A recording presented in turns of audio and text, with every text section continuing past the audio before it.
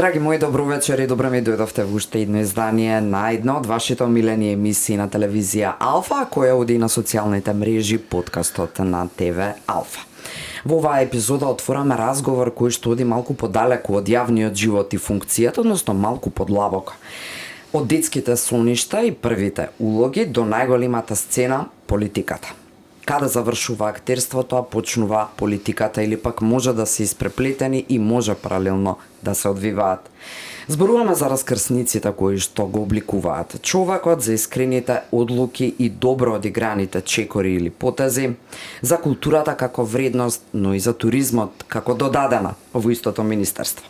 Отвораме и потишки теми, дали уметноста е слободна кога критикува и дали системот поддржува или контролира. Колку чини искреноста кога си на власт. И ова не е само разговор за кариера, ова е разговор за идентитет, за компромиси, за љубов, за моќ. И за тоа што станува кога ќе се спуштат завесите. Ако животот е филм, дали ова е главната улога, најтешката, најубавата или пак можеби најлесната за министерот за култура и туризам Зоран Љутков. Добро дојдовте во подкастот на Алфа. Добро најдов, благодарам на поканата.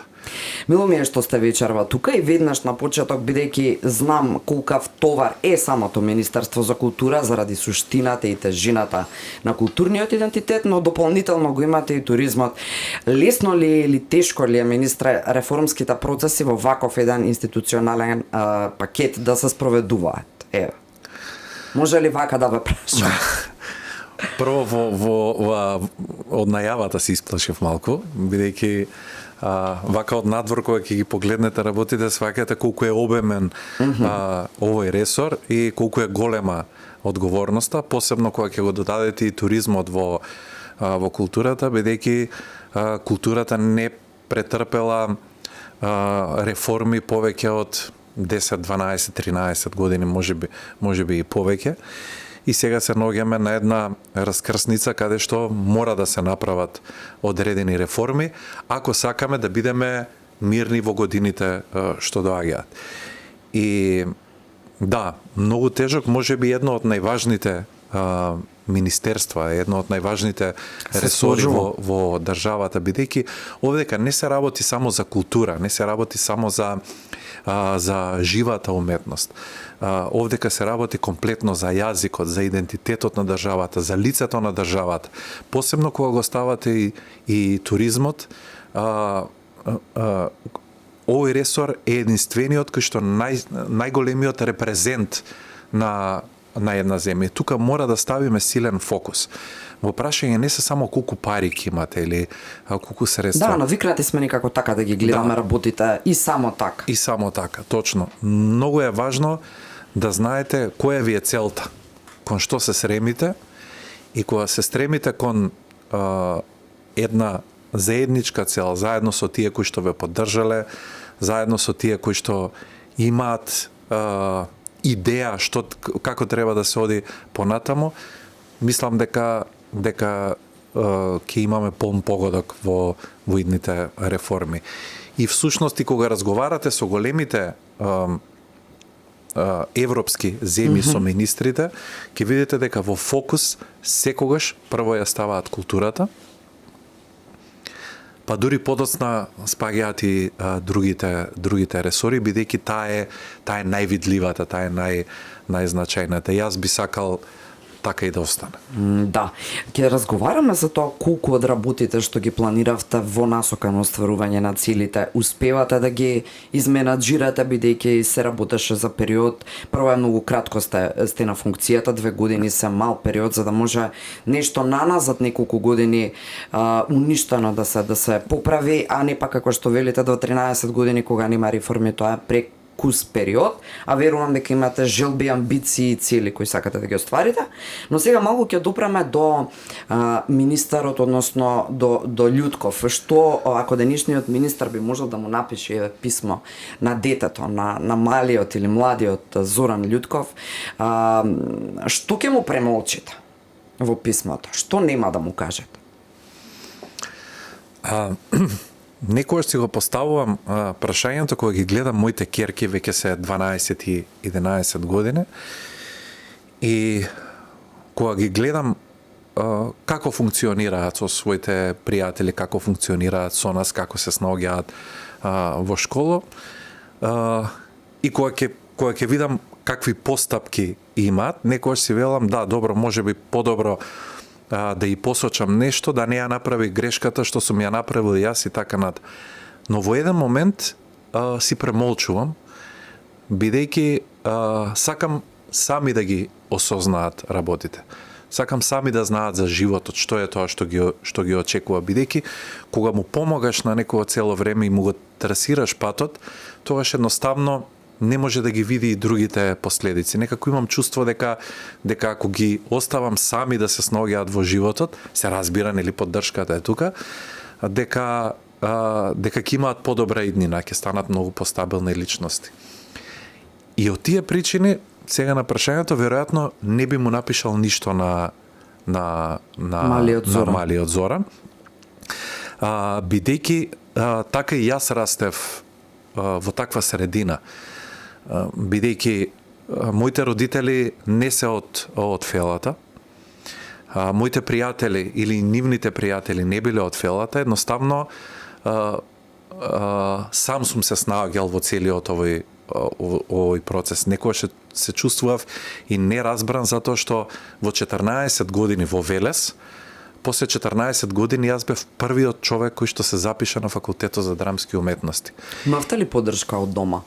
Ве оставија ли да си го газите патот или па имаше моменти кога, например, зошто сега актерство, што ќе ти е тоа? Еве, може да раскажеме на приказна, може не е приказна, тука е вистина, нешто што можеби повеќе од 10 години не сум го кажал.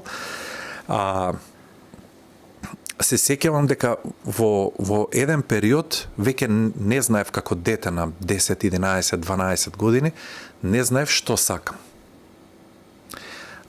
Бев многу брлив и пробував се да направам, имав премногу енергија.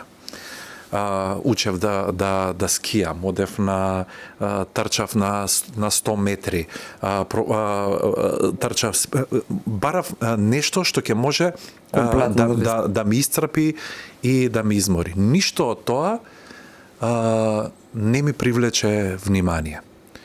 Се додека еден ден, некаде на 13-14 годишна возраст, се појави едно драмско студио, кое што изгледаше многу несериозно, во некакви запуштени простори, и почнавме да одиме таму на проби, да не собираат некои 20-30 деца, со некаква цел да, кога има градот некакви настани, па ние да кажуваме некоја поезија или било што.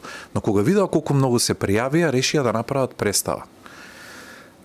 После секоја проба, кога се враќав од таму, бидејќи ми ја дадоа главната улога, последици од војната се викаше, текстот, и кога се враќав дома, моите родители беа шокирани дека јас се враќам мирен и веднаш заспивав. Се сменив комплетно на таа возраст, комплетно се смирив и сватив дека ова е тоа нешто кое што мене ме успокои и ме смири како дете, како карактер. И веднаш ми стана јасно дека јас натаму ќе сакам да се движам. И инсистирав да се движам натаму. После се отворија други драмски студија, па продолживме да работиме во театар и така натаму и така натаму. Така да од тие причини не би му кажал ништо би го оставил некако сам да се снаоѓа, бидејќи не сакам некој да ми го олеснува патот. Сакам и родителиве некако си легнале практично на процесот кога виделе дека ова е тоа што го исполнува се. Тие некако како да кренаа раце.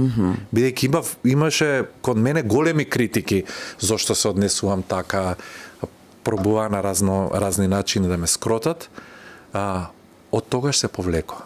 И едноставно ме оставија да се движам понатаму. Никогаш ли немавте дилема дека ќе бидете професионален актер? Никогаш? Не. Без разлика на сите премрежја, па можеби и финансиски. Воопшто. Не баш пријатни состојби во дадени години, сепак младост, па додека професионално да се почне во тој цел циклус. Јас сум дете на стечени работници. И немаа пари да ме запишат на академија. Беше многу тежок тој период, 90 бев во војска 96-та, отидов војник бидејќи немаше класа и целиот воен рок го поминав во подготвување за на академија. Знам дека беше многу тешко бидејќи се пријавија некаде околу 86-90, а примаа само 7 или 8. Едноставно не размислував дека е можно да бидам одбиен. Не размислував што ќе се случи ако не ме примат на академија. Ова е многу интересен момент и многу важно тука, само вака сакам да го нагласите уште еднаш на некој начин, затоа што немањето план Б, односно фокусот на таа желба, љубов, цел, практично ви го носи успехот и целиот понатаму развоен процес. Точно. И така се случи. Ме примија на академија. Вие уште колку влегува? Мислам дека тогаш беше прв пат да влезат и од малцинствата. И влеговме 10 или 11, така беше. Потоа од претходната година, што повторуваше година, влезе уште една девојка и станавме класа, една од поголемите класи тогаш, ке професорот Владимир Милчин, асистент Сузана Киранџиска беше. Бевме една од поголемите класи, 12. Бевме 4 машки и 8 девојки. И една од поубавите класи. Ја бев многу среќен. До ден денеска не постои ниту еден кој што не е истакнат во својата професија од овие 12 луѓе. И се сеќавам дека моите родители има пари да ми платат само за пола прва година. И како тоа, како функционираше потоа? Функционираше затоа што веќе од прва година професорот мене ми дозволи да почнам професионално да играм по театри. И првата улога мене веќе на средината од прва година јас веќе играв во Велешкиот театар малку поголеми улоги и ми плаќаа хонорари. И така всушност тоа беше еден вид, многу сум им благодарен на тоа за целиот тим на Велешки театар, на тогашниот директор Александар Георгиевски, Јордан Витанов, Младен Карстевски, Весна, поддршката што не дадо, пошто на вистина после 14 години се појавува едно дете кое што сака да биде актер, нема да се откаже. Да. Така. И всушност тоа беше еден вид стипендија, кое што си ја заработував. И јас веќе од прва година, од средината на прва година, јас сам си ги плаќав студиите понатаму. И до ден денеска остана така, да. Е фасцинантно во секој случај. Имаше ли кои беа најтешките денови додека студиравте и додека игравте истовремено? Што беше најтешко? Постоеше ли нешто што ви исцрпуваше до степен да рековте никогаш не сте се довеле до ситуација да имате било каква дилема дека ова тоа и дека неле може да кренете раце никогаш, но што беше најтешко? Дали беше најтешко да се разбере дека улогите не се само на сцена, туку дека се и реални дел од животот? Искра, не мислев на ништо друго. Значи, тие 4 години студирање, бидејќи навистина јас освен студирањето бев и еден од студентите кои што додека студира има по 2-3 улоги во текот на годината. Мене животот ми помина по автобуси, по возови, патував во Прилеп, играв во Битола, играв во Куманово, играв во Велес, играв во Скопје. Некоја се случуваше по 2-3 пати во денот да сменам град. Значи јас немав фокус за нешто за ноќен живот или да бидам свесен што се случува во општеството околу мене. Едноставно тоа беше фокус кон професијата. Буквална изолација од надворешниот што е прилично тешко на тие години. Многу тешко, но не одбивав улоги, апсолутно прифаќав се, бидејќи секојаш викав сега моја мајката. Значи, ретко се пружа шанса на било кој да има толку многу ангажмани додека студира. И буквално не отсуствував од ниту еден час. гледав се да направам. Ако треба ќе патувам од 2, ќе отидам до Велес, ќе направам проба 2-3 сати, ќе се вратам во 5 часот на проба до 8 или на час кај професорот од 8. Во 8 знаевме да најдам ноќен воз и да патувам повторно назад, за да можам сабајле да бидам на проба, па да дојдам на час. И така ми течеше мене животот. Не бев ни сигурен дали имав и облечено и фармерки. Цело време бевме по тренерки, по некои мајци, со ранци, постојано на проби. Едноставно, не знам, тоа беше комплетна изолација од се она што ни се случува. Првиот шок беше дипломирањето. Кога ќе се соочиш со реалноста, тоа беше првото соочување. Дека веќе не те штити професорот, не те штити факултетот, сега си оставен сам на себе си. И тогаш имаше една сериозна криза од година дена, каде што не ти е јасно дали ќе сакаш да се вработиш, дали сакаш да се приклучиш кон независната сцена, дали му веруваш на општеството, дали му веруваш на овој систем, како функционираат театрите, дали ќе одиш повеќе на кај филм, дали повеќе театар. Кои фактори беа тогаш одлучувачки за да се насочите? Вие имате сериозни остварувања како актер, бидејќи уште од многу млад и професионално тоа го правите.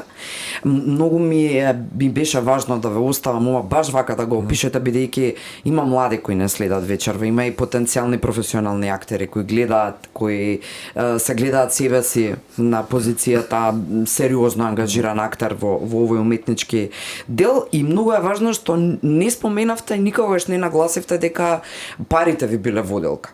Вие зборувате цело време за љубов, за апсолутна предаденост кон она што го правите.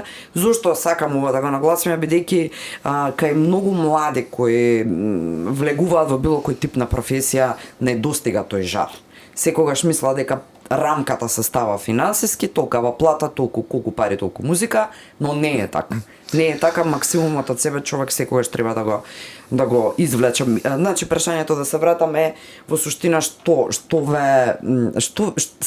кој дел од себе го слушавте за да одлучите кој правец ќе биде? Театарски, филмски улоги имате се и се што? Веројатно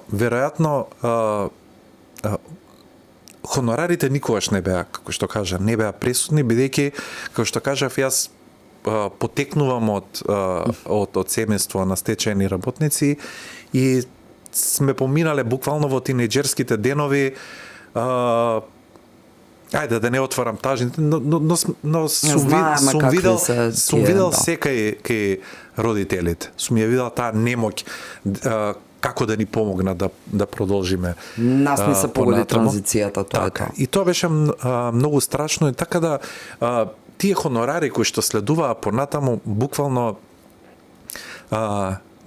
не значеа ништо, едноставно. Како доаѓа, така одеа во одредени инвестиции, во патувања, но секогаш сум бил практичен, сум знаел да заштедам, да еве во случај да не се случи нешто, да имаш некаков фонд, нели, резервен. Но едноставно имаше тогаш многу работа. Нашето општество во тој период се менуваше многу брзо. Од 98 година за 10 години многу брзо се смени општеството. Многу повеќе театрите почнаа да се затвораат во рамки. И некако во делот на образованието се случи еден процес каде што се створија премногу кадри. Скоро секоја година по 10, 15, 16 актери. Театрите едноставно не можат да одговорат на барањата на сите тие млади актери. Фрапантна е бројката. Денес кога гледам од позиција на министер и кога разговарам со млади актери, кога ќе ја слушнам бројката дека имаме над 150 млади актери кои што немаат работа. Ние сме биле генерација во 2000-та година кои што сме биле барани, имало недостаток на актери. Мислите дека продукцијата е преголема? Не потребна толку? Е преголема продукцијата на кадри. Порано се скокнувала година. Така беше. Имало на секои 4 години имаше турска класа, па имаше албанска класа, па се правеше пауза, па македонска класа од 7-8 актери и театрите можеа да одговорат на потребите на младите актери и бевме постојано барани. За среќа, еве ќе кажам, во целото тоа едно општество транзиционо во тој период, ние имавме среќата да бидеме преангажирани. Дури во еден момент на вистина преангажирани се прашувавме дали ќе можеме да го издржиме овој притисок. Некои дури се откажуваа, буквално и не можеа да го издржат тој притисок. Но сега имаме хиперпродукција на кадри и на вистина треба тој да се воспостави еден нов систем, да видиме кои се барањата во културата и кои се можностите или редукција да се направи. Дали треба да се формираат да се даде можност, бидејќи реално имаме потреба за уште повеќе театри. Тоа ќе ми беше следното прашање. Има потреба. Но не велам дека може би има потреба од национални установи да се отвараат се повеќе и повеќе. Може ќе треба да се направи некој модел и на тоа размислуваме можност за градски театри, можност за приватни продукции каде што ќе можат актерите, младите актери и да си ги остварат своите права таму и да можат социјално, здравствено и да се осигураат и самостално. Но ќе се одбогати културниот живот. Културниот живот. Реално има потреба. Така. Да, дури мислам дека и имаме многу малку театри во држава, но мислам дека имаме малку повеќе национални отколку што треба. Интересна стратегија за размислување во секој случај и ние треба натаму да се движиме како општество, да оставаме простор на слободна продукција. Да оствараме, да оставиме простор сами да творат, а ние како општество само да им обезбедиме некои одредени услови. Во која европска земја ова вака баш функционира, например, каде е ова вака некако поставено за да биде за секоја страна од приказнава? Има разни модели. Имате словенски модел на функционирање, имате скандинавски модели на функционирање, имате германски кој што е малце поцентрализиран, различен, имате англиски модел на функционирање во културата, но ние не можеме да превземеме модел, бидејќи секоја земја си има своја стратегија и ние мора да се прилагодиме на потребите што ги имаме или што е она што е најблиску до функционирањето на културата. Може би словенскиот модел некако изгледа најблизок, но и тој има, да речеме, неколку модели на функционирање, може би ни е најблизок и словенскиот закон за култура. Но секако ќе мора да превземеме големи реформи, бидејќи имаме сериозна мрежа како министерство на национални установи каде што го нема тоа никаде во Европа. На толку мала територија ние имаме 72 национални установи и 46 локални установи под вас, практично. Под Министерство за култура кој што им ги обезбедува платите. И од тие причини сме дојдени во една незавидна ситуација да имаме 90% во плати, а 10% само да имаме во продукција. И редно време е да почнеме да работиме на реформите. Ние имаме план и веќе е ставено тоа во националната стратегија за развој на културата 26-31, која што следнава недела веќе ќе има и првата јавна дебата, е закачена стратегијата на ЕНЕР и тука веќе го трасираме патот каде би сакале да се движиме како општество. Оваа национална стратегија не е направена на волја на министерот. Добра. Значи, ова е нешто што јас го работам веќе повеќе од 9 години. Од кога сум станал во 2017-18 председател на Комисија за култура на ВМРО ДПМН, па после станав и член на извршниот комитет, јас бев во постојана комуникација со сите национални установи. Со повеќето, да речеме дека не сум успеал сите да ги поминам, но со поголемиот дел. И ги слушав и разговаравме многу на овие теми. И на иста линија сме со сите каде треба да се движиме. И оваа национална стратегија е врз основа на сите тие долгогодишни проверки, решенија, долги разговори. И мислам дека сме на иста линија со вработените во култура. Каде треба да се движиме. Ке зборуваме и малку подетално може и за стратегија во подолу во прашањата, уште малце од овие ваши лични доживувања на целиот професионален развоен пат. Кога станавте министар, го почувствувавте ли тоа како унапредување?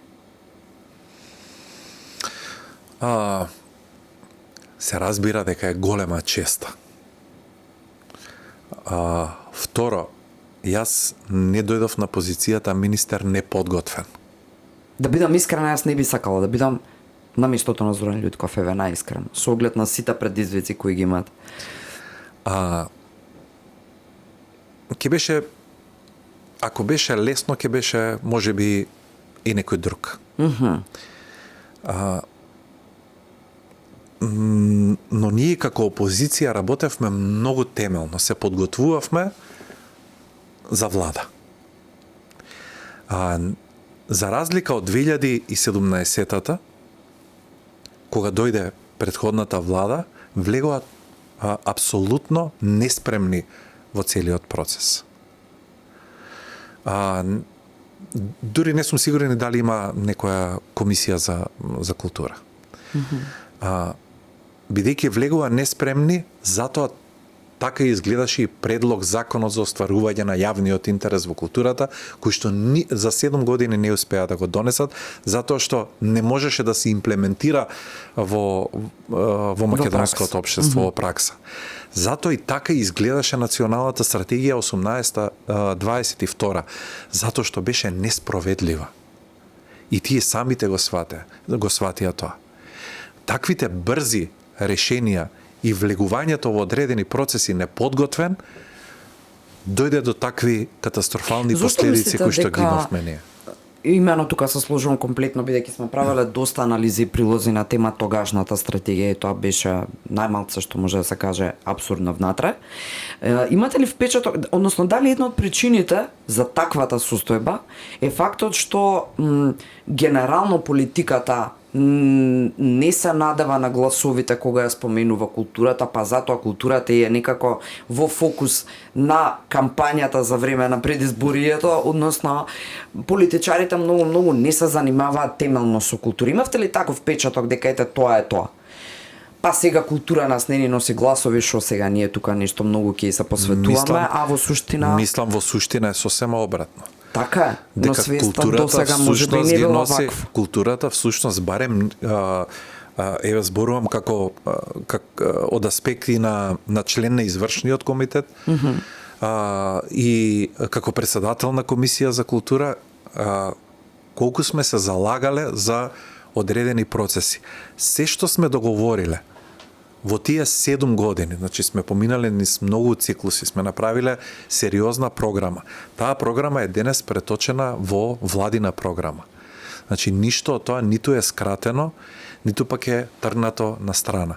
Но во таа програма стојат големите реформи. Се разбира дека секогаш кога ќе се почнат реформите, има жестока критика. И тоа мене не ме плаши. Затоа и немало реформи, затоа почнувате нешто сега кое што е прилично болно, а не може промени да не бидат болни. Се разбира, но знаете кого ќе го боли? Неработниците ќе ги боли. Се сложувам.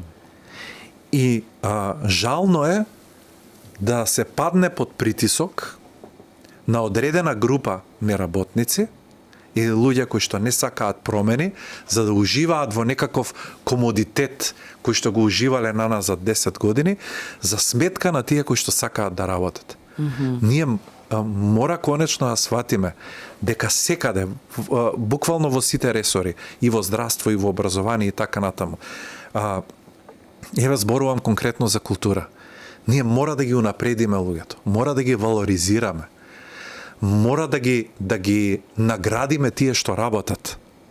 Апсолутно. Ако ние постојано паѓаме под притисок на овие кои што не работат, а тие се погласни, оттаму тргнува притисокот, тогаш ништо не сме направиле. Јас нема нема да си дозволам да се случи тоа. Дали преовладува таа енергија меѓу оние луѓе, културни работници во рамки на синдикатот, еве на последните протести имаше и транспаренти дека не ја отпишувајте министре културата заради колективниот договор и така натаму. Дали таму доминира таа енергија или мислите дека сепак има конструктивност и разбирање за она што сакате да го постигнете? Што ќе им одговорите еве на транспарентите кои велат не ја отпишувајте културата? Јас ги видов сите транспаренти. И морам да кажам дека на некој начин беа и вулгарни, затоа што не ја одразуваат сликата на она што го правиме во моментот. Зошто? Мораме да ги поделиме работите во синдикатот на два дела. Едно е што мисли раководството на синдикатот, затоа што таму има два синдикати. Значи таму и СКРМ, таму и СОНК. Значи во СКРМ има неколку луѓе, дел од раководството, кои што шират страшни дезинформации помеѓу членовите на СКРМ. Но го имате и членството кое што не е виновно во овој процес. Е изманипулирано? Е изманипулирано, апсолутно. И сега јас трошам време да ги убедувам, затоа што, знаете, негативната вест секогаш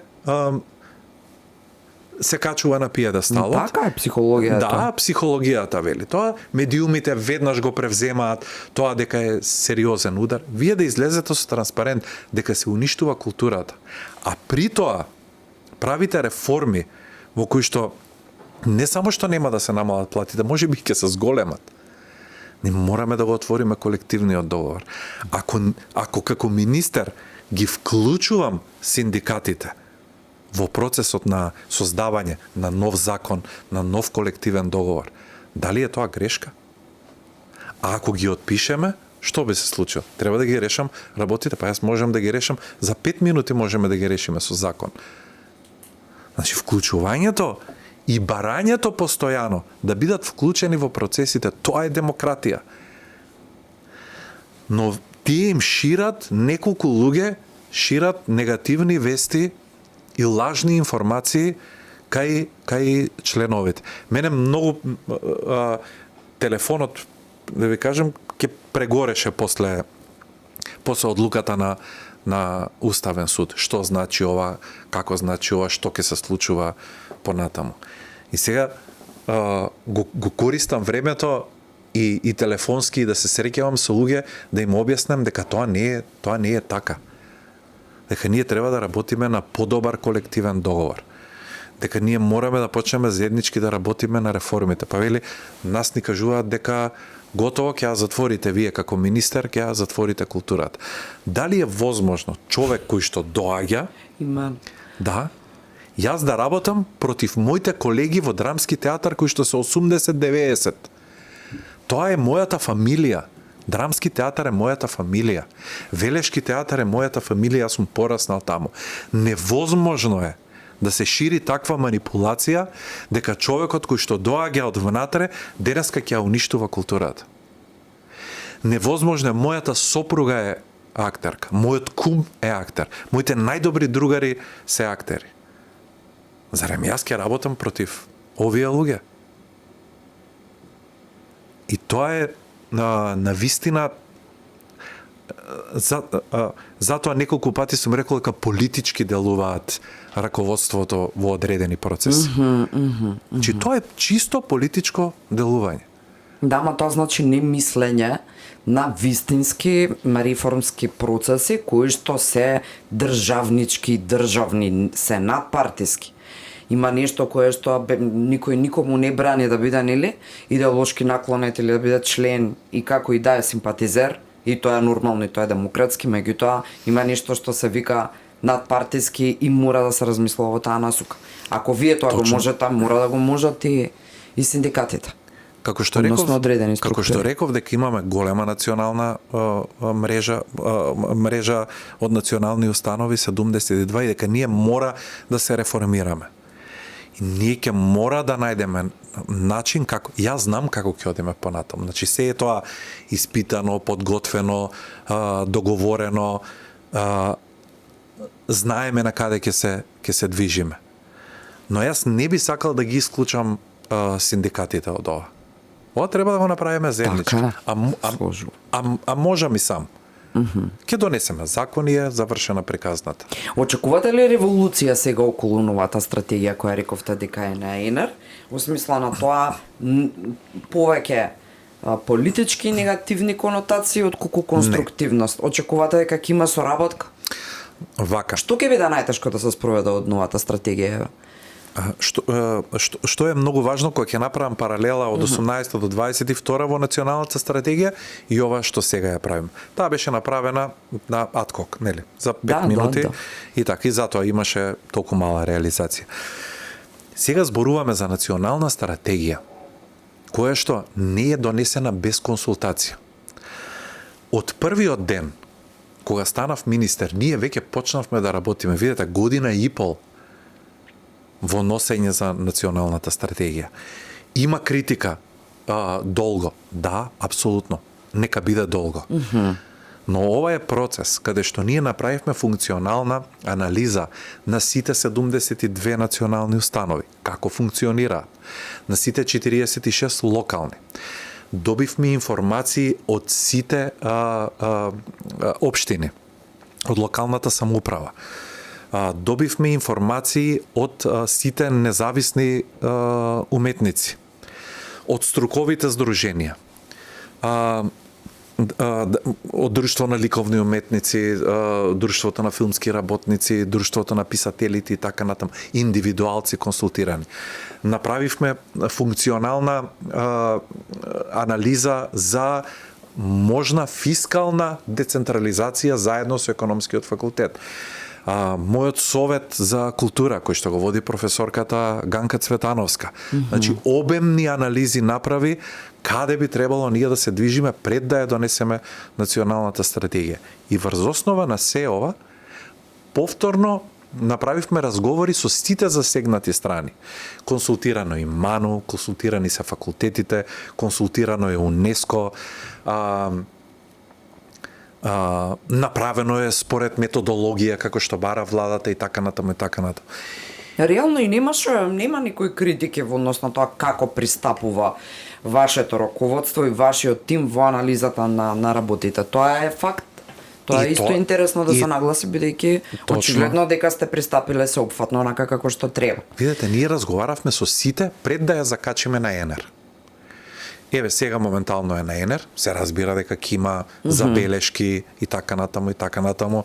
Следната недела мислам дека можеби на почетокот на мај ќе биде првата јавна расправа, ќе имаме и втора јавна расправа, но досега критиките се позитивни, бидејќи навистина се сите консултирани. Мојата тенденција кога ќе донесеме таа национална стратегија, значи тој ќе биде букварот по кој што ќе се движиме понатаму. Врз основа на тоа ќе почнеме да работиме и нов закон. Доколку навистина се покаже ефективно ова што сме го сработиле, веднаш ќе пристапиме кон работа на нов закон, бидејќи реално ни се потребни нови законски решенија. Министер, вака статистички, што ва прави најсреќен во овие 2 години? Што успеавте да направите од планираното, можеби побрзо тоа што сте го планирале, а што се одолговлекува вака? Што ва прави среќена, а што ве нервира, односно ве мачи? Што не успевате, а не оди брзо и може би оправдано не оди. Еве ќе кажам што ме нервира, бирократијата и спороста во процесите. Бидејќи јас не доаѓам од администрација, доаѓам од... Ве угуши? Да. На момент? Мислам дека имаме преобемни процеси во делот на носење на закони, на мислење и така над. Се разбира дека така треба да функционира, но некогаш мислам дека работите можат да одат побргу. Да, времетраењето и времетраењето на носење на еден закон со бирократија, така. Да. И можеби тука јас ќе си го дадам како забелешка, затоа што ќе речам да, ова ќе го завршам за 2-3 месеци, затоа што знаеме што правиме, конкретно сме го договорили, го правиме, но подосна тоа кога ќе влезе во административните лавиринти, ќе се извлече и за можеби повеќе време. Но една од позитивните работи, ова морам да го кажам, е дека повторно ги вративме, видете, мене ми е многу жал што морам да кажам, се вративме назад за да дојдеме до почетна позиција, за да можеме да продолжиме напред. Ама ако сакаме реформи, не мора така, нема поинаков никој не вратил начин назад 8-10 години, можеби и повеќе, направил таква штета што едноставно morаме да брзаме и малце со поголем притисок да работиме. Важно е дека институциите си ги вратија назад буџетите. Денеска слободно можам да кажам, и ова го тврдам, и го има објавено, секоја институција си ги објавува собствените буџети. За минимум до 60% секоја институција има зголемен буџет за работа. Можам слободно да кажам, според статистиките што ги гледам, дека имаме за 2 до 3 пати зголемен број на публика, квалитетна продукција, археолошки истражувања. Јас сум 2 пати во неделата на терен. Еднаш сум во една скопска национална установа, еднаш сум надвор во неделата надвор од градот на терен, Прилеп. Еве, сега бевме пред 2 дена во Ресен. Да ги видам, сакам да ги гледам од блиску работите, да ми реферираат од блиску кои се предностите од овие реформи што ги правиме, а што биле и до сега проблемите, со какви проблеми се соочуваат, за да можеме од блиску да им помогнеме на националните установи. Делегираниот буџет, ова ќе станеме малку и досаден веќе што го спомнувам. Докажете го, да, и потоа пак се враќаме на други прашања. Делегираниот буџет е една работа која што се виде многу успешна, им даде голема автономија на директорите, голема слобода, но многу поголема одговорност, и сега тој делегиран буџет и таа автономија веќе бара друг напредок. Бара повеќе годишни буџети. Директорите со слободија да размислуваат малце поинвентивно, не се ограничени во своите одлуки, многу поголема демократија има во одлучувањето, така да мислам дека тоа е една стартна позиција која што, еве, 2 работи кои што ни овозможија многу подобро функционирање. Веројатно сте и скромен, не сакате да го споменете овој инфоцентар за кој што зборувавме пред да почнеме емисијата, кој мене ме фасцинира од позиција на новинар, бидејќи имате многу интересна замисла на тема туризам. Моментот, факт е дека не многу доволно, односно воопшто не сме правеле во минатото стратегии како да си ја продадеме Македонија како туристичка дестинација. Имаме и тоа како што многу и самите домашни, како ние како туристи да си прошетаме и видиме, бога ми и странците. Сакам да слушнам малку така, сакам да ја откриете и на јавноста како ќе функционира овој инфоцентар за туризам на некој начин.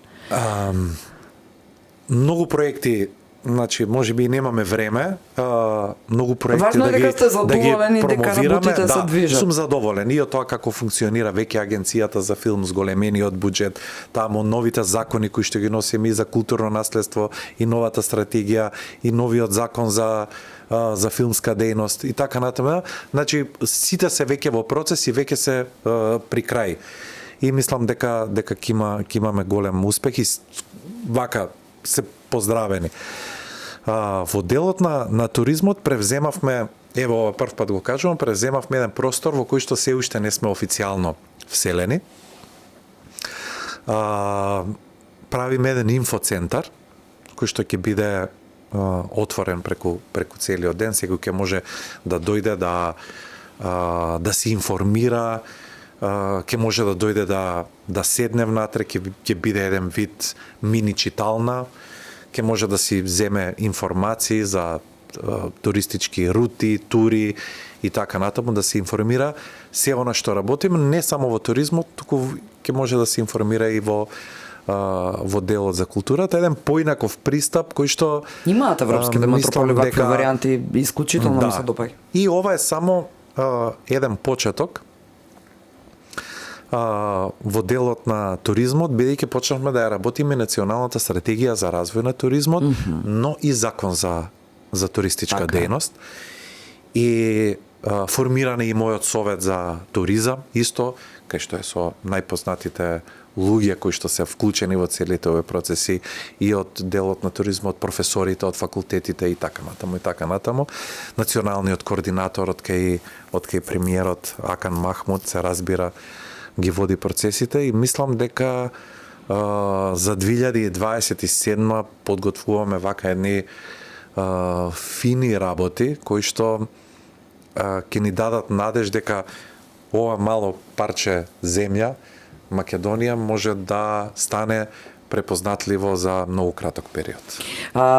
Се сложувам дека никогаш и дури самите ние сме си досадни, и вие како гости, ние како водители, кога вакви прашања поставуваме, меѓутоа треба јавноста да е свесна дека и ова е начин како отчетно образложувате дека ги трошите народните пари. Мислам секако дека е важно на што, кои проекти до каде се, како се реализираат, брзина и така натаму. Споменавте агенцијата за филм, ми дојде на ум прашање следно, министре. Во минатото, баш во претходната епизода на подкастот го споменавме, тоа го нагласивме. Во минатото имаше ситуации кога беа делени народни пари за буквално продукција на песни и спотови кои ја величаа, на пример, УЧК и милион други слични примери. Колку мислите дека е важно на раководните позиции на вакви институции, агенција за филм, други под институции по низок ешалон во рамки на културата, еве да бидат луѓе кои се ја сакаат татковината, да бидат патриоти? Јас прво морам да кажам дека ние направивме обединување едно многу убаво во Министерството за култура. Еден убав тим, бидејќи, како што знаете, и претходно имаше 6-7 министри се менува и нормално е тие да не можат да си направат своји тимови да функционираат нормално. Вие ме потсеќате цело време, но морам да окажам ова што спомнавте за песни и такви работи. Конкурсот за проекти од национален интерес 14 години наназад беше критикуван. Ние направивме нешто, измени во делот на конкурсот, каде што веќе 2 години ретко кој критикува. Се разбира дека има жалби, секогаш ќе има жалби. Кога вие поддржувате, да речеме, 3000 проекти, а ќе ви конкурираат 10.000, се разбира дека некој ќе биде незадоволен од одлуката и можеби и со право ќе биде. Да, но не до степен да биде од тоа фама да се прави, бидејќи не е. И многу често е поздравено тоа, каква форма сме направиле, какви критериуми, дека сега јас сум се ограничил како министер. Претходно министерот делел средства од ракав. Сега тоа веќе не постои. Се знае кои се условите, кои се критериумите, правилата и така натаму. Така да не можам да видам нешто такво во овие 2 конкурси кои што ги направивме. Во агенцијата за филм го зголемивме дупло буџетот. Вративме многу пари кои што летаа во воздух некаде или одеа по некакви други канали. Го менуваме законот сега, каде што освен филмови ќе снимаме и серии. Значи ќе отвараме и конкурс за снимање на македонска продукција. Мораше да се направат измени на закон. Се надевам дека за брзо ќе биде готови. Веќе во август можеби да биде и првиот конкурс за снимање на серии. 4% од лотарија на Македонија ќе одат директно во поддршка на туризмот, а 3% ќе одат директно во агенција за филм. Значи тоа се дополнителни средства кои што даваат надеж дека ќе се зголеми продукцијата. Се разбира, има уште многу работи позитивни, но под Министерство за култура има некаде околу 15-16 закони. Тие закони не се променети наназад десетици години. Вие не можете во еден мандат прво теоретски да го пофатите се тоа. Сите почнавме да ги работиме. Нема избор и нема изговор. Сите почнавме да ги работиме. И мислам дека имам голема поддршка и од филмската фела. Има поддршка и од културните работници, има поддршка и од независната сцена, бидејќи не се носат адхок решенија. Буквално за секое решение што го носиме има консултација со тој што е засегнат од таа страна. И така ќе функционираме и понатаму. Колку од вашите, може ли да вака искрено пред себе и пред јавноста да кажете колку од вашите одлуки се баш се совпагаат со вашиот вредносен систем, искрено со тоа кој е и што е Зоран Љутков, а колку од нив сте морале добро условно речено да ги пресметате? Еве, која е ова правата фраза. Се разбира дека постојат компромиси. Никој не бега од тоа.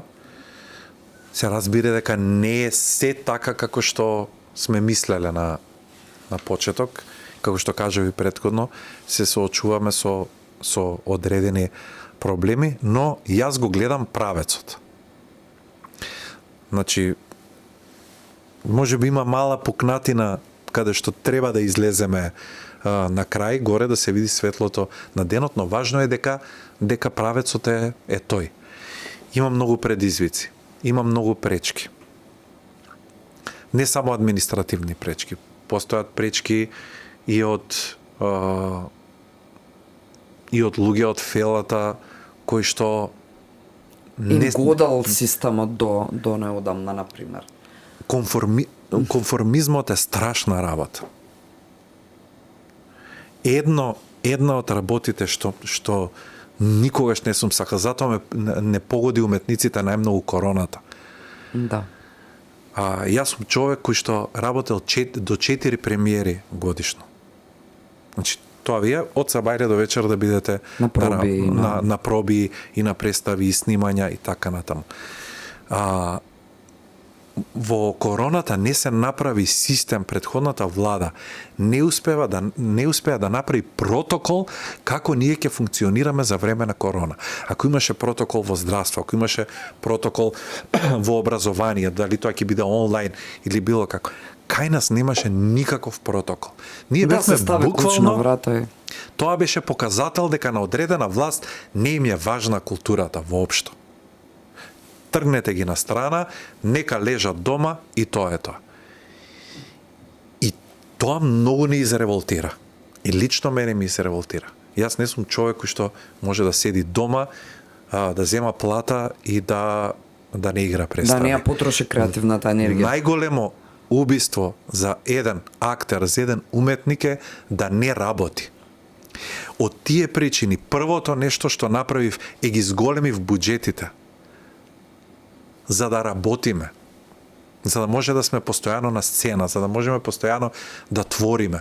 Значи, тоа беше суштината. Македонска опера и балет, не сум сигурен кога имала толку многу представи. Тоа е нашата потреба. Во контекст нова, министра, во каква состојба е културната, македонската културна продукција во моментот? Например, да сте на позиција да треба да пресечете дали сите пари од агенцијата, например, сега за филм, хипотетичко е прашање, може треба да ги дадете за едно ремек дело или за 10 просечни филмови заради статистички квантитет пораст нели на продукцијата, што ќе направите? Во каква позиција сме? Можеме ли да се дозволиме сите пари да отидат за едно врвно македонско ремек дело? Или пак сепак не треба по секоја цена, макар и просечна продукција, само продукција? Не е по секоја цена. Мислам дека таму ке филмот не е по секоја цена. Јас дури на директорите на театрите им велам, што значи делегираниот буџет всушност. Не мора по секоја цена да правите 5 до 6 представи во годината. Направете 3 и тоа нека бидат значајни дела. Тоа се придобивките од тој делегиран буџет. Вие сте народни театри, репертоарни театри. Мора да најдете начин да опфатите репертоар од 7 до 77, затоа што трошиме народни пари. Истото се случува и во филмот. Дај Боже, велам, да дојдеме до тоа ниво да имаме одлични сценарии. Сега таму има читачи, има рецензенти, има луѓе кои што одлучуваат, кои што се професионалци нели во тоа и знаат што е добро. Но често слушам дека немаме добри сценарија, дека немаме добра продукција, немаме добри филмови. Знаете зошто е тоа така? Затоа што луѓето се разочаруваат кога нема пари. Луѓето се разочаруваат и се тргаат на страна. Зошто да конкурирам за филм или зошто додам да конкурирам за театарска представа, кога знам дека на сите ќе ни дадат по една банка. Но сега кога веќе по 2 пати, по 3 пати се зголемени буџетите, веќе луѓето се охрабруваат. Веќе има зголемена продукција, веќе уметниците ја гледаат иднината, гледаат дека имаме потенцијал, имаме производство и се охрабруваат и да студираат и да пишуваат. Значи им се пружа можност. И тоа е суштината.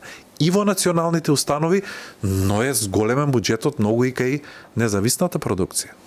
Министре, дали имате впечаток сега од оваа позиција на која што сте, бидејќи вие сте професионален актер, меѓутоа се стана една многу друга, од другата страна на приказната.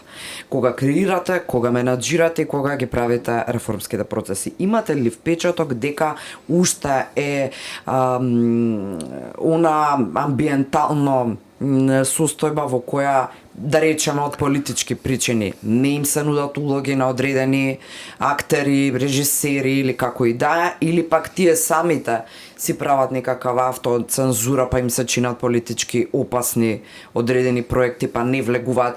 Од оваа перспектива на која што сте сега, како тоа ви изгледа? Гледате дека тоа го снимува и дека доминира оној уметнички порив или пак се уште ги има овие стеги, ајде на некој начин да речем?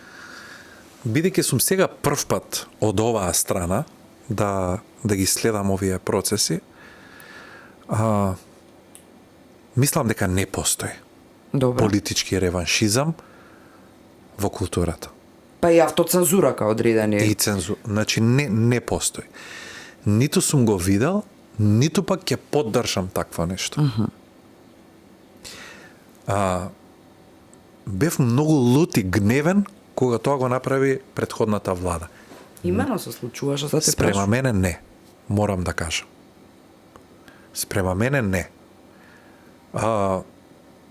Јас останав да, како сум играл и претходно, иако имаше страшни притисоци од одредени луѓе да бидам тргнат од сцената, но не се случи тоа. Но беше тоа изразито кај не само кај индивидуи, туку беше изразено кај една цела матрица како се действувало претходно. Па на тоа беа концентрирани, не на вистински реформи. Имаше цензура на идејата. Имаше цензура на стратегијата за култура. Бидејќи кога го прочитав јас предлог законот за остварување на јавниот интерес во културата, тоаш беше јасно дека културата се цензурира комплетно. Не индивидуат. А вие кога цензурирате се во пакет, автоматски и индивидуалецот го цензурират. Сега тоа не можам да го видам, бидејќи апсолутно сум разговарал со сите чинители во културата и ја гледам поддршката која што се појавува. Би дозволиле ли во контекст на ова да се финансира филм во кој се критикува, не знам, министерот или има некаква таква сатирична, критична, па и безобразна некаква перспектива на представување на нештото или пак се критикува актуелната власт, например, би добил ли таков проект финансија од државата да се реализира? Па веќе се поддржува тоа. Златна бубамара ја финансира Министерство за култура, а таа е создадена да го критикува, освен нели што го има и оној музички делот со наградите и така натаму, но ги критикува министрите, премиерот и така натаму и така натаму. Значи излегуваме, односно се обидуваме да излеземе од така како држава, зборам, како мајндсет и ментален склоп. Културата е жива кога критикува. Така е. Затоа постои културата.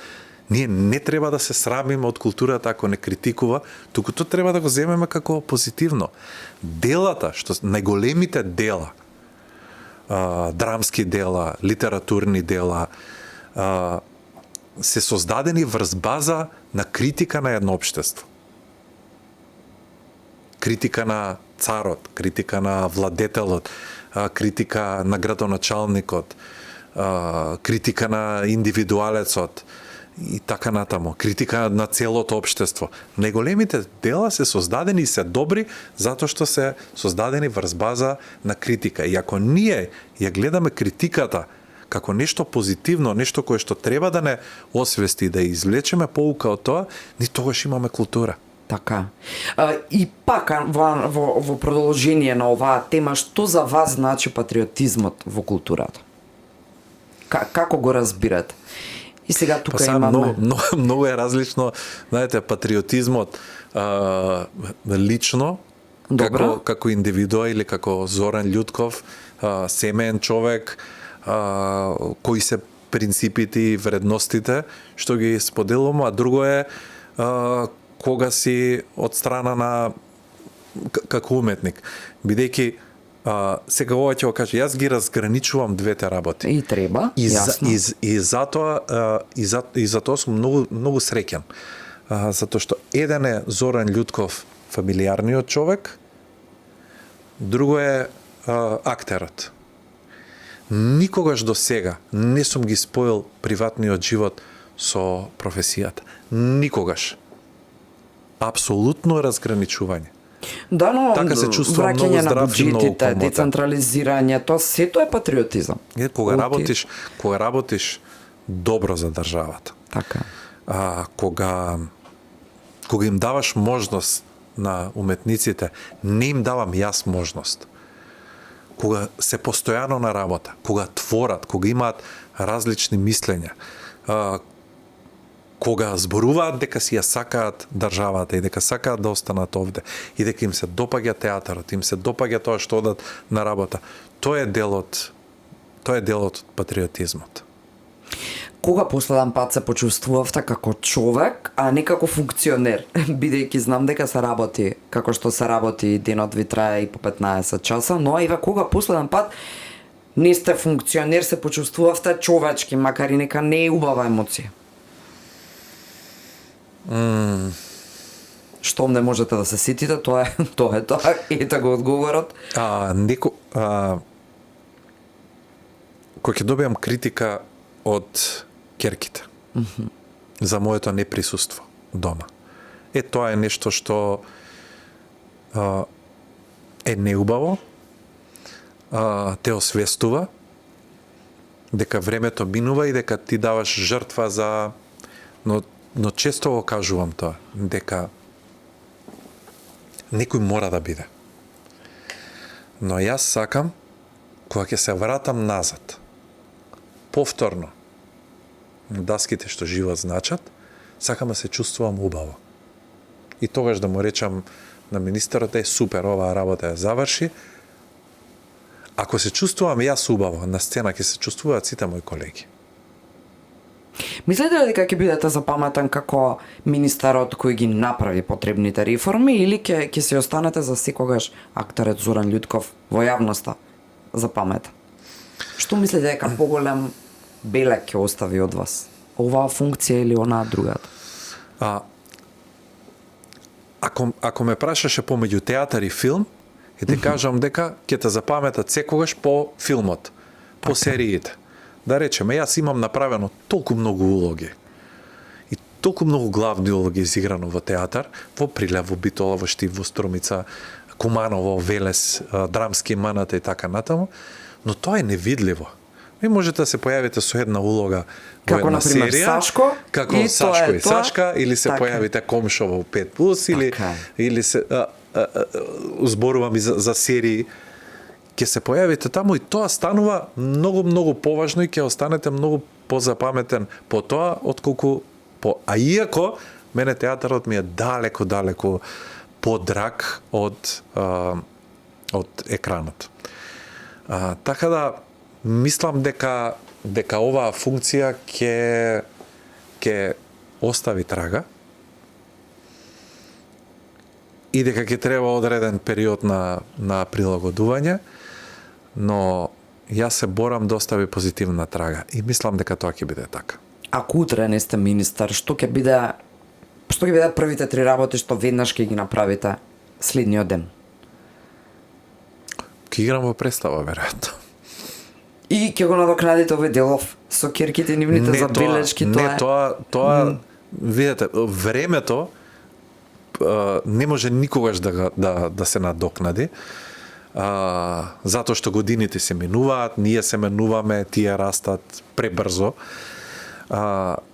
Но искрено да ви кажам, гледам колку можам, барем 1 час во денот или за викенд, сабота, недела, гледам максимално да го искористам времето, дури кога ќе се вратам некаде попладне во 7-8 и ја палам колата и одам јас да ги разнесам по активностите што ги имаат, за да можеме барем по кола да искористиме еден период да си разговараме, и тоа ми е драгоценото време искористено со нив.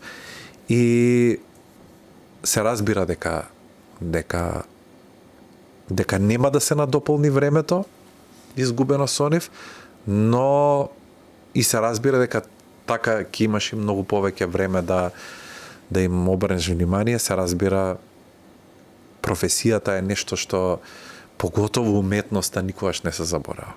Во целата таа концепција тука е и столбот на семејството, ќе извините, ама тоа е мојот став кон жените и мајките и сопругите. Знае дека така ќе завршиш на крај. Не, уште не сме на крај, имаме уште неколку прашања, за среќа добро ни оди ги поминуваме сите теми. И тука сакам да ја префрлам сега фреквенцијата на тема љубов.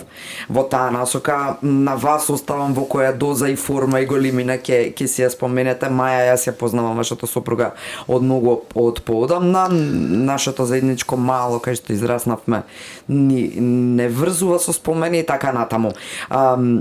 Дали е поголем ризик, министре, да се влюбите или да влезете во политика? Ево, ова е исто вака како на квиз, може би се чувствувате на моменти. Ама што е поризично?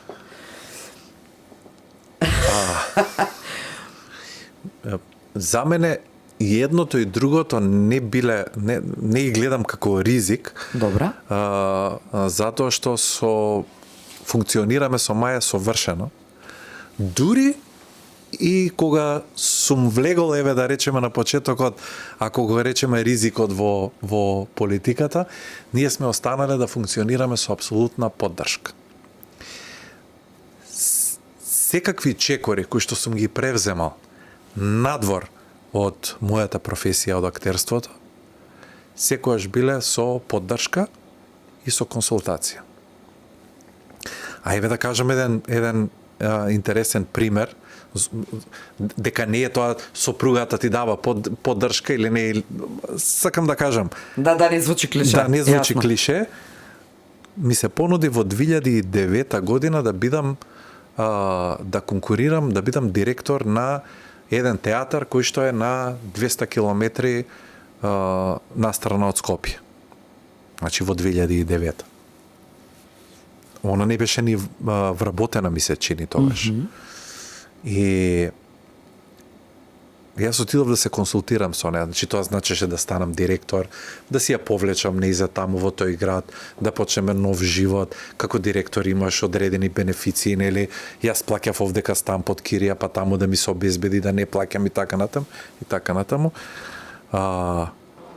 Рече вака: со здравие да си седиш, се гледаме за викенди. Тоа беше знак дека не ми дава поддршка. Така. А е функција многу значајна да бидеш нели на 27, 8, 9 години директор на институција, што е примамливо, нели, и ти отвара други можности, така да креираш политики. И одбив јас. Значи, ја немав поддршката од нејзина страна и автоматски кога немаш поддршка од дома, нема потреба да влегуваш во... Значи, тогаш влегуваш во ризик. Да, ма тука се гледа и да изгубиш вредности, една од работите. Овдека не постоеше ризик. Така е, јасно. Јасно, доволен опис на целиот амбиент. Еве се потрудив некако вака да го објаснам, но мислам дека и во двете работи не постоеше ризик, бидејќи кога имаш поддршката од фамилијата во еден процес, мислам дека нема грешка. Дека апсолутно. Да.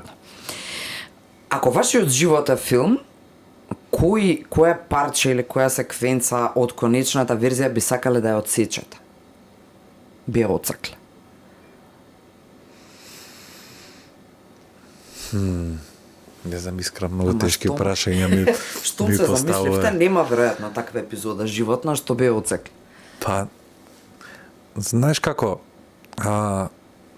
никогаш ништо не би променил од тоа како ми течел животот. И воопшто не се каам за ниту една постапка што сум ја направил.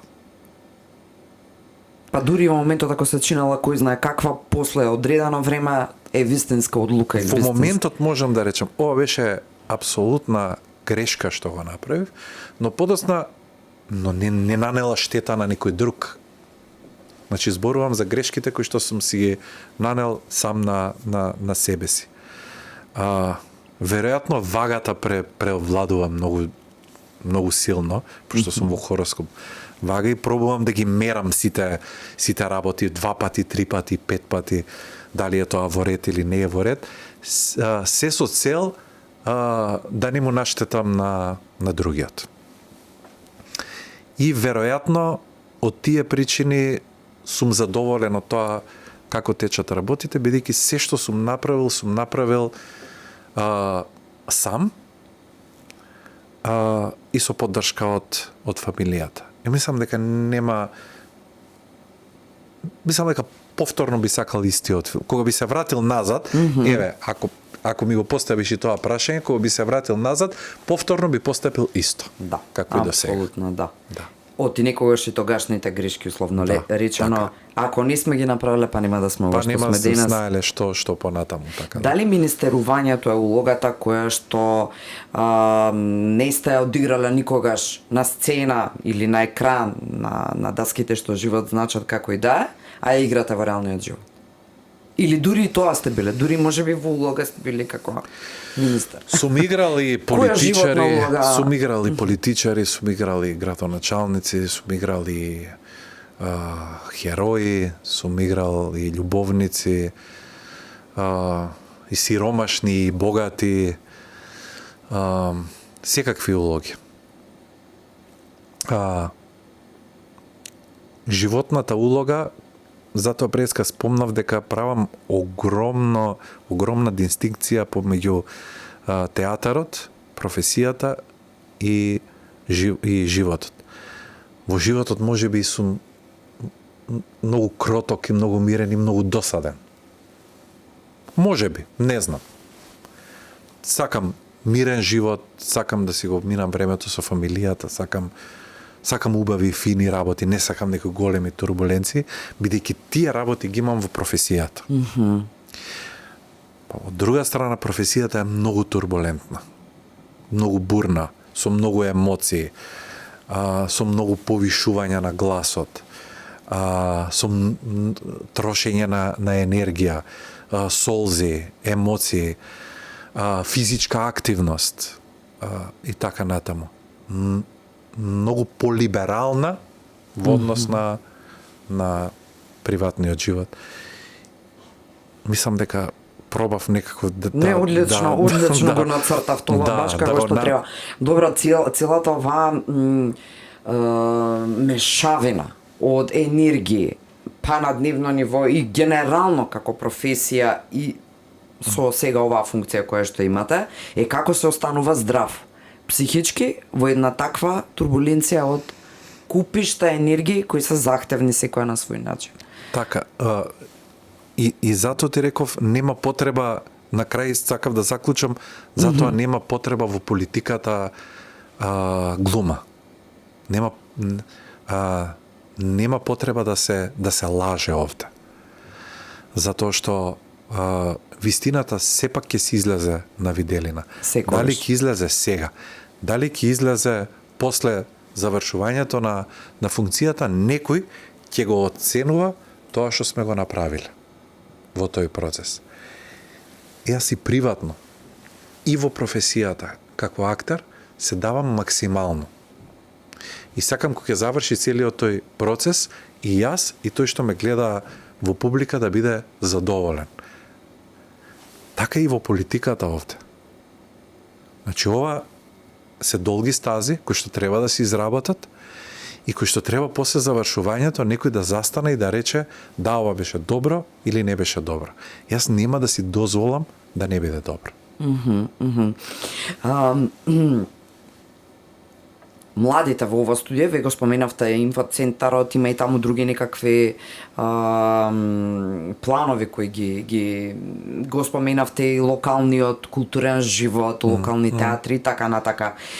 И од ова студија младите гости, политички активисти, неактивисти, како и да имаат забелешки за тоа колку ни недостига културно организиран, културен па и ноќен живот, ако сакате, во комбинација од тоа е па добитната стратегија или формула како да ги обединиме младите, да си останат, да не се поделуваат, да повеќе им се поттикнува ентузијазмот, тоа се нели начините. Што се менува на тој план, освен ова што го рековте со локален културен живот, локални театри, што друго на пример се размислува да им се понуди на младите од овој аспект? Јас првен би кажал вака. Многу е важно да разграничиме што прави централната власт, што прави локалната власт во делот на култура.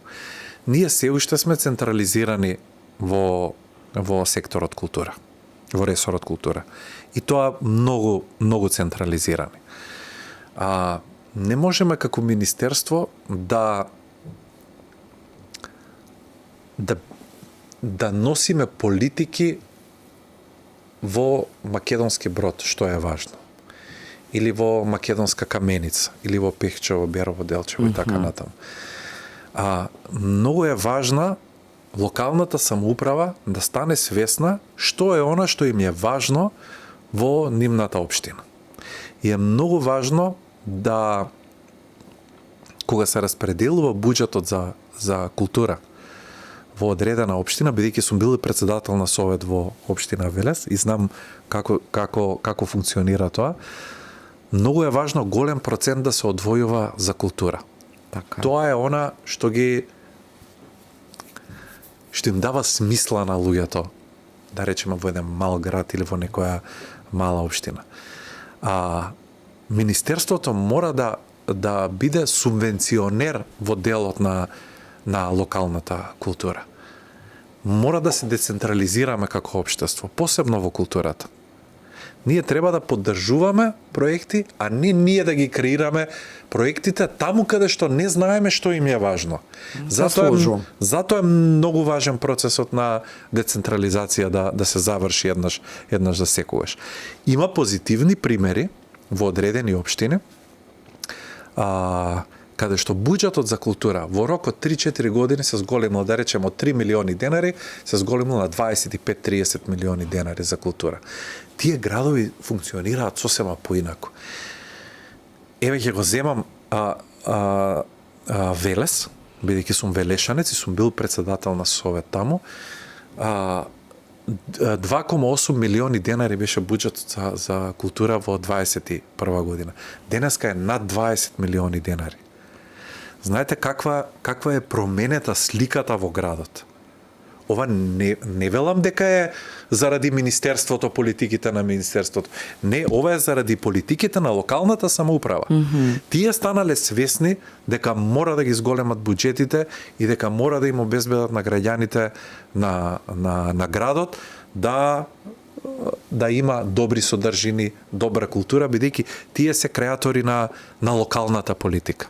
А ние сме како министерство должни да го субвенционираме тој дел и да го помогнеме, па дури и да формираме и нови програми и така натаму и така натаму. Мислам дека овој модел мора да си го превземат сите градоначалници. Не велам дека е вака Велес. Еве гледам сега и Кичево креира нова политика, Битола, Прилеп, Тетово, Гостивар, Крива Паланка и така натаму.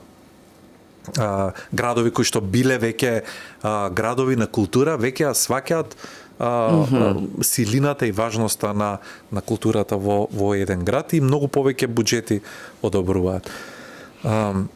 Така да промените треба да тргнат од таму. Ние сме тие кои што ја работиме легислативата, законите.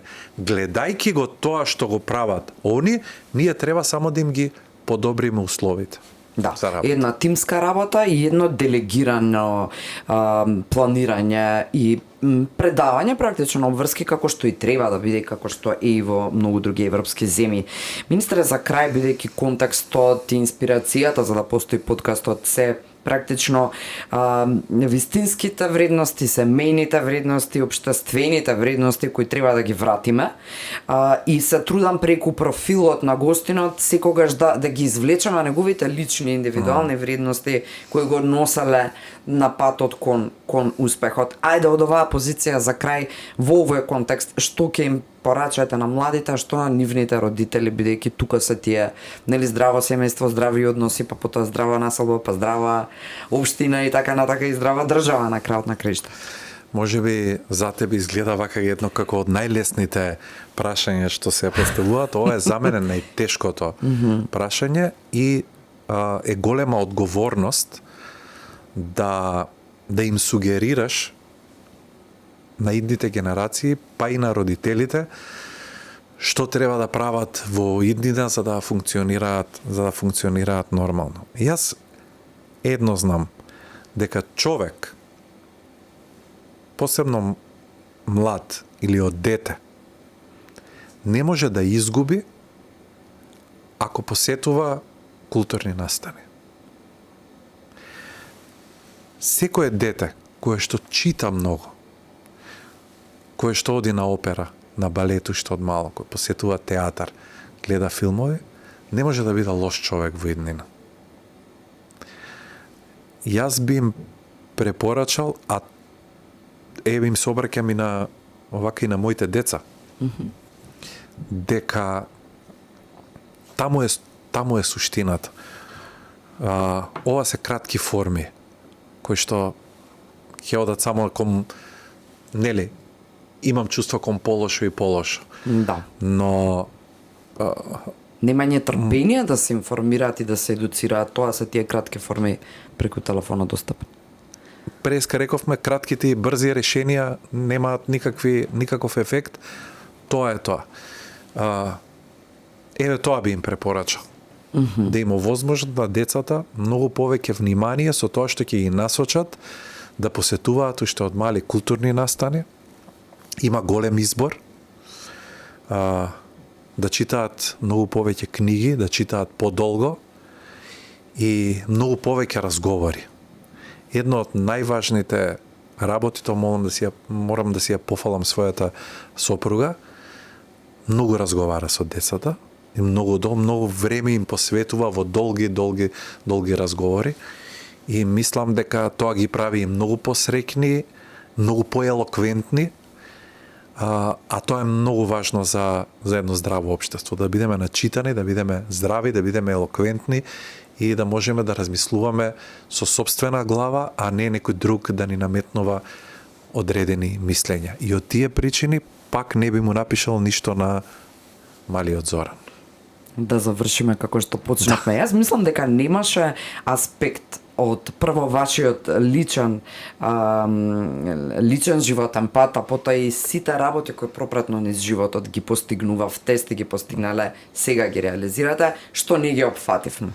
Ако има нешто што не ве прашав, а сакате да го кажете, сега е моментот. Не, мислам дека опфативме се, ама она што не го кажав се многу работи.